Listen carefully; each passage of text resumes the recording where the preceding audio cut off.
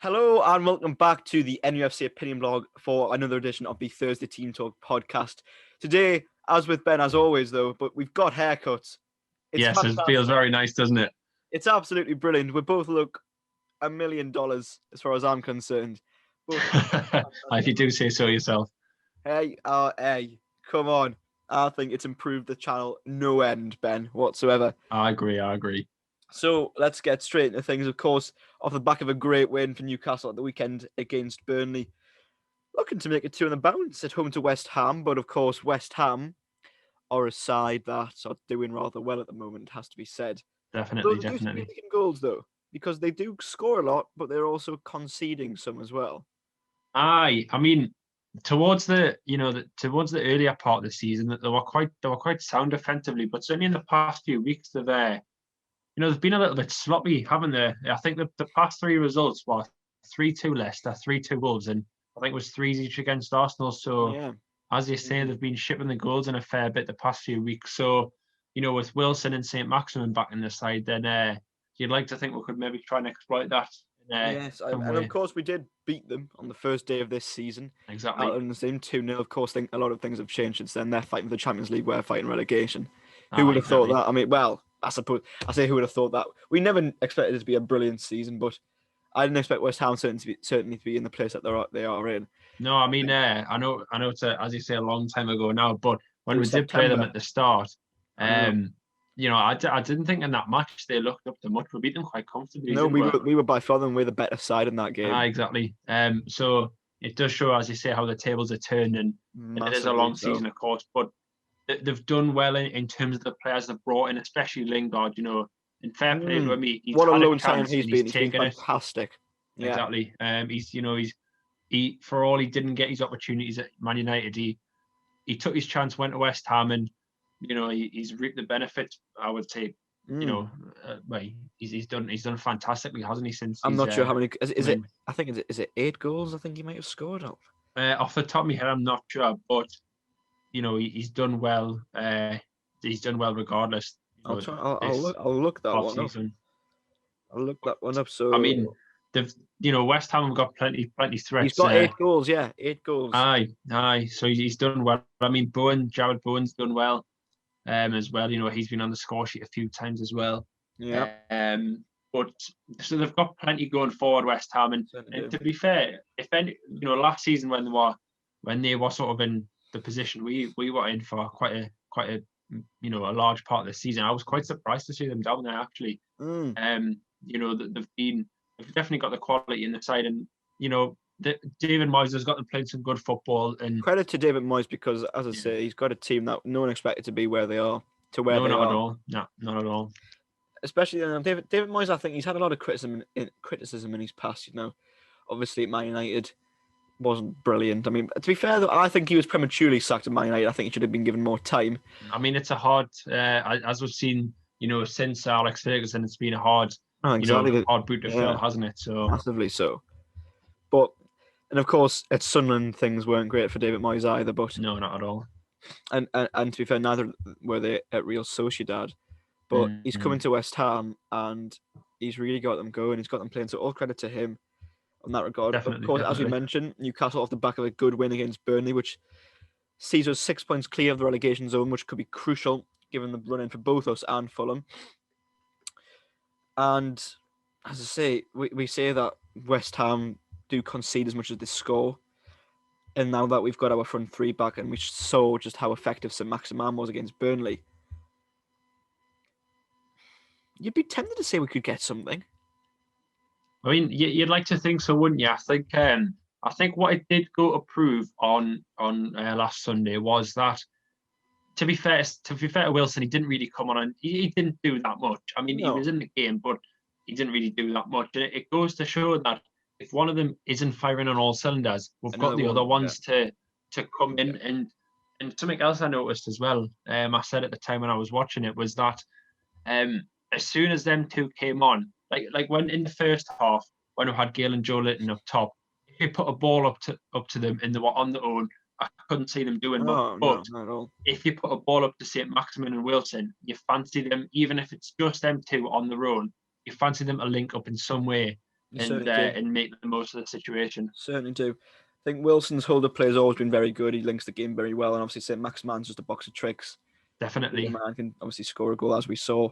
So, as good as West Ham have been, I think we can certainly pose them a threat as long as we don't sit back, because this has been the issue with Newcastle a lot this season. Even when we've had our best players, we just haven't taken games by the scruff of the neck. I mean, you could argue, though, to be honest, when I seen we played the 5 at the back against Tottenham, for all it is Tottenham, I was a bit thinking, we're just going to sit back here.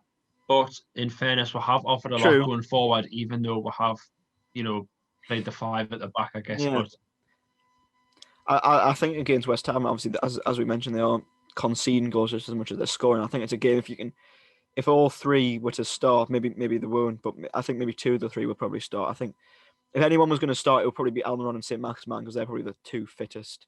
But then my argument is, surely if Wilson was fit enough to play half an hour last weekend, surely he's fit enough to play at least 60 minutes. You're right. Start with the game another full week's training in under his belt, you'd say so. Exactly. So, yeah, to be honest, when you say that, to be fair, I do agree with you.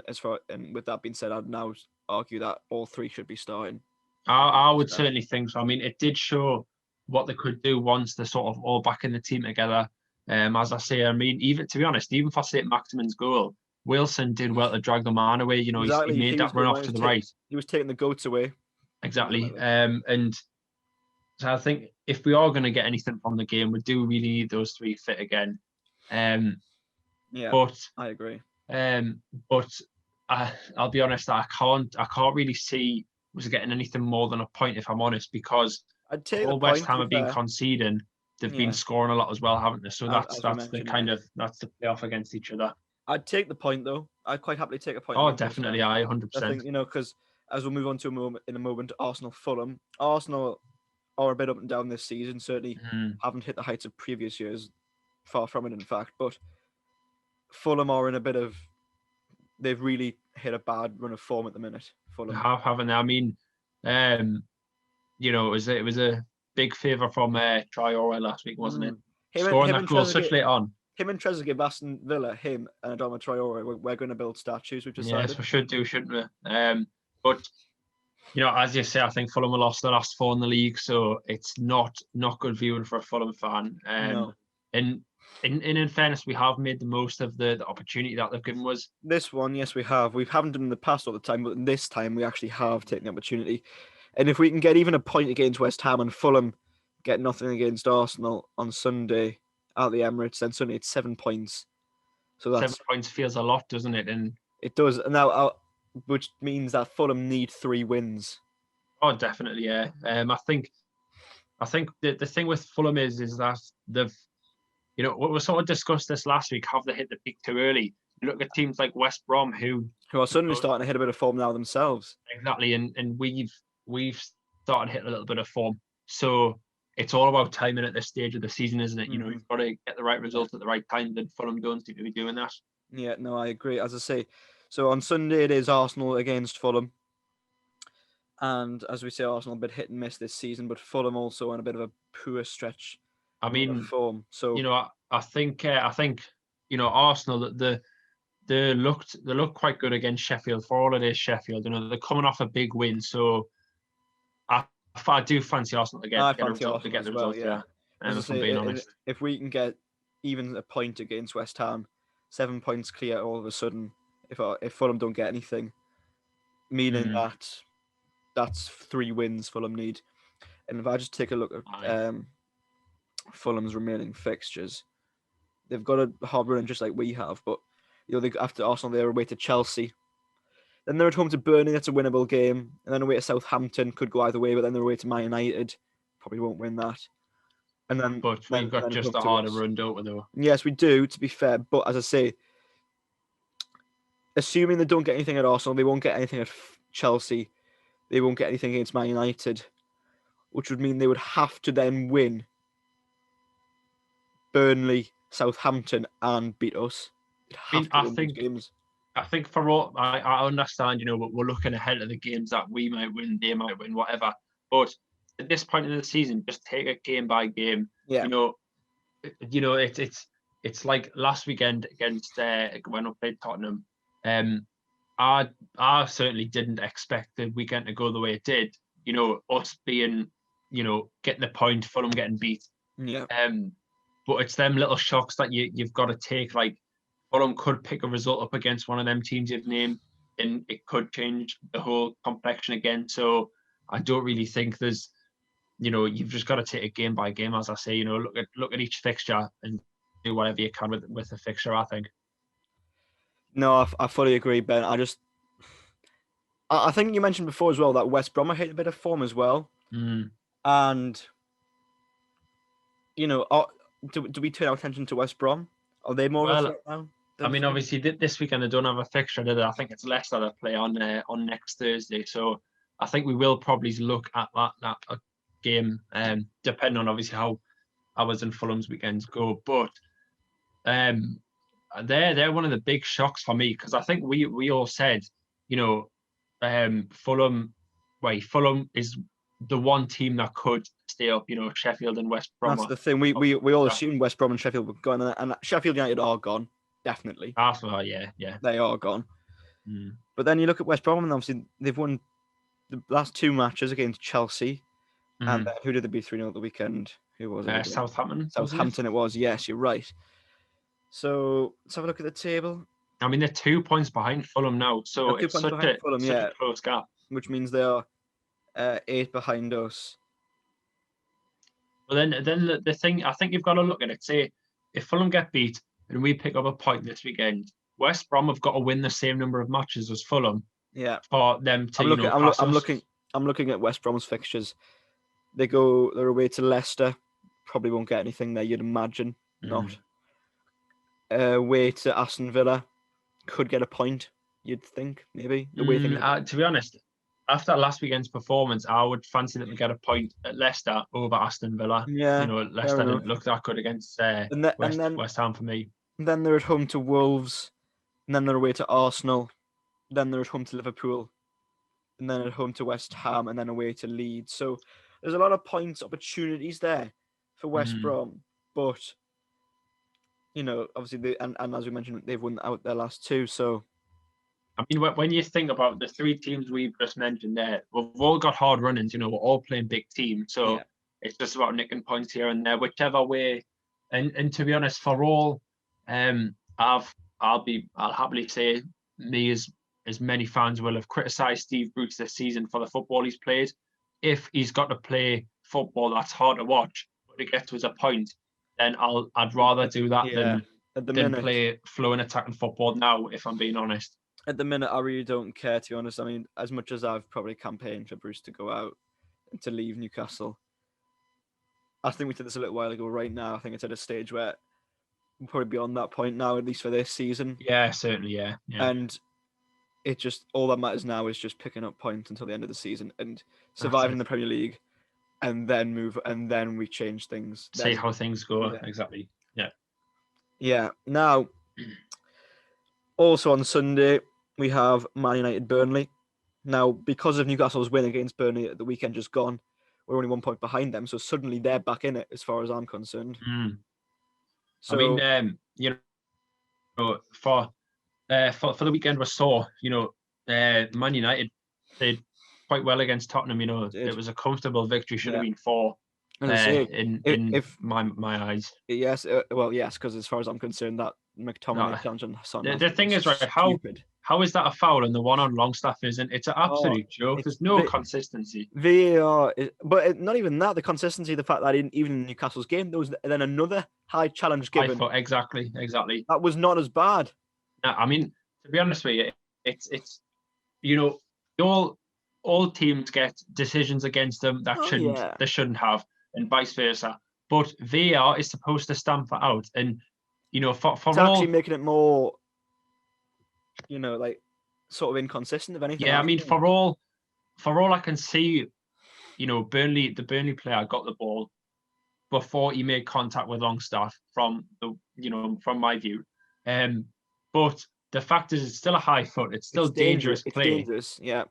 There's been plenty tackles you've seen when it's been a player's diving in, really studs up. He's got the ball, but then he's taking the man at knee height and he's got sent off or something for dangerous play.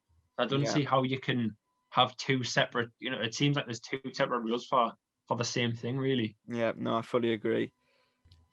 So yeah, as you mentioned, Ben, I just think that picking up points is just the key to it right now. I don't care how we play. I mean, I'll care how we play if we lose but don't play well. It's if we lose and play well, it's not so bad in my opinion. No. I mean, because at least you put the effort in. You could have got, and it is a bit more heartbreaking, but I think it's just more angering when they don't play well. Like for example, away to West Brom or Sheffield United, for example, in a game we should be winning. Yes, when they don't play well and they don't get the result either, it's sort of like a double blow if anything. But yeah, and we did mention at the start. Would we mention another fixture that could play into this, which is Chelsea Brighton? I think we'll quickly mention it, which is on Tuesday the 20th of April. So technically not this weekend, but just after the weekend. Now, as we mentioned, if Man United get a result against Burnley and we get anything against say if Newcastle beat West Ham and Arsenal beat Fulham, Man United beat Burnley, and then Chelsea beat Brighton, that takes us 9 points clear of Fulham and ahead of Burnley and Brighton. I mean, again, I think, Man United, as we all know, played well against Tottenham, so I fancy them for a result. Chelsea, they've played fantastic under Tuchel, apart from the semi-finals, apart from West Brom. Yeah, apart from West Brom, that was obviously the main sort of shock, if you like. But the only shock, really, I would say, since he's come in, and Chelsea dispatched Palace pretty comfortably the other week. So I fancy them to do the same against Burnley, who are another sort of similar side who are the best in the world. Do you know what I mean? Is it Brighton? Yeah. Oh, sorry, Brighton, I shouldn't say. But anyways, I know that side that I do fancy them to comfortably, sort of put the game to bed. No, I agree. As I say, since Tuchel's come in, obviously they're now in the semi-finals of the Champions League, so that's a good feat for them. So yeah, that would put. Let me have a look at the table. It would mean Brighton and Burnley would stay on 33 points respectively. We'd leapfrog them both onto 35, and there would only be 1 point behind Southampton if Southampton wins to pick up any points this weekend, who are currently sitting 36. So, I mean, if I'm not mistaken as well, I don't think Brighton have actually beaten Chelsea in the Premier League. So, well, to be fair, we haven't beaten Brighton in the Premier League. So, Well, say about that what you will. We got beat, but if it's a omen, if it's a partner, then we'll take that. I think we'll definitely take another Chelsea. Yeah, as I say, the main focus is of course just for Newcastle, just go and get something against West Ham. And of course, West Ham do sit fourth in the league right now, so it does look like a bit of a daunting prospect. But I'm sure they'll be full of. I'm sure West Ham will be full of confidence after their recent victories. But surely the win that we had against Burnley has to have some uplifting and factor and feel for the squad, especially even just the fact that St. Maximin and Wilson are back there as well, who are our two, along with Almiron, biggest assets. Oh, definitely. So I think that them coming back in and the win against Burnley, I think it could prove for quite an interesting game against West Ham, actually. Well, I think so too. I mean, it's all about confidence, isn't it? Like we'll go into that game with a lot of confidence, but then Burnley, on the contrary, if we pick up something, if Brighton pick up something, then Burnley are, the team that's going to be just above the relegation zone. And as you say, I think a point's the best we can hope for. 3 would be fantastic. Certainly would be. But as I say, it could all change. Like for Burnley, I can't see them getting a result against Man United. For all players like Fernandes aren't doing the best. The goal difference of Burnley is minus 17. Ours is only minus 19. I know it's bad, but in comparison, it's only 2 goal difference. So, well, the thing is, the goal difference when we thought it was us, Brighton, and Fulham were the only 3 teams in the picture, we were concerned, weren't we? Because we were the worst out of them. Brighton had a miles better goal difference. So yeah, they still do on minus 5. To be fair to them, but if we get points on the board, then we don't have to worry about that. So fingers crossed, that's something we can do. Yeah, Yeah, it's all just about points on the board now. And so looking ahead to this weekend against West Ham, if Newcastle can get something out of that game, fantastic. And then just hope that the teams around them don't pick up anything either. And then with obviously all the rest of the teams having a few tricky games left to come, you'd like to think that as long as we maybe nick a couple of points here and there against some of those games, some of those teams, and maybe the other teams don't, in a couple of weeks' time, we could be looking saying we're pretty much safe. I mean, you've got to keep the little run we're on going, don't you? Like the 4 points from the last two. You've got to keep that run going. We all know it's a tricky few fixtures, but as long as if we can just get something from the game, keep that little run going, keep the confidence in the team, it'll do us a world of good.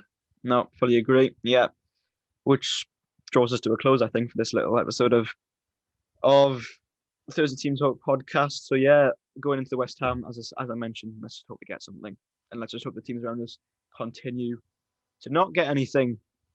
And with that wraps things up. Ben, thank you for joining me once again. Thanks again. I'll see you next week. Fresh trims. Exactly. Looking fantastic. So thank you all very much for watching. And how are the lads?